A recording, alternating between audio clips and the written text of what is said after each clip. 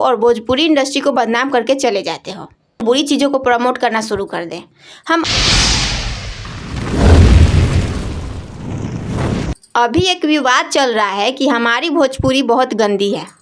कुछ यूट्यूबर ये बोल रहे हैं कि उन्हें भोजपुरी वालों से घिन आती है। तो क्या सच में हमारी भोजपुरी इतनी गंदी है? चलिए आज जानते हैं इसका सच क्या है, वो भी तथ्य के साथ।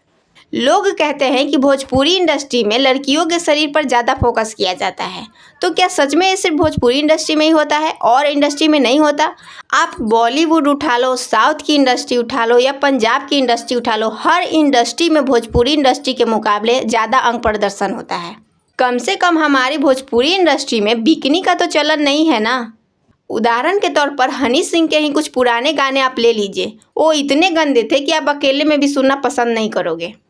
माना कि हमारे भोजपुरी इंडस्ट्री में भी कुछ बुरे गाने हैं, लेकिन क्या आपने उसके ऊपर कभी एक्शन लिया? नहीं लिया। तो अगर आपने उसके ऊपर एक्शन नहीं लिया तो आप भोजपुरी इंडस्ट्री को बदनाम क्यों कर रहे हो? क्या आप भोजपुरी इंडस्ट्री को बदनाम करके सिर्फ पैसा कमाना चाहते हो? वैसे भी अभी के जो सिंगर्स हैं उन्होंने तो ऐसे गाने गाए नहीं हैं, और जिन्होंने गाया है तो क्या आपने उनके ऊपर कभी एक्शन लिया, FIR करवाया उनके ऊपर? नहीं करवाया। सिर्फ आप सोशल मीडिया पर आते हो, एक इंटरव्यू देते हो और भोजपुरी इंडस्ट्री को बदनाम करके चले जाते हो। वैसे भी जहाँ 10 चीज़ें अच्छी होती हैं वहाँ 1-2 चीज़ें बुरी भी होती हैं। इसका मतलब ये नहीं है कि हम बुरी चीज़ों को प्रमोट करना शुरू कर दें। हम अच्छी चीज़ों को प्रमोट क्यों नहीं कर सकते?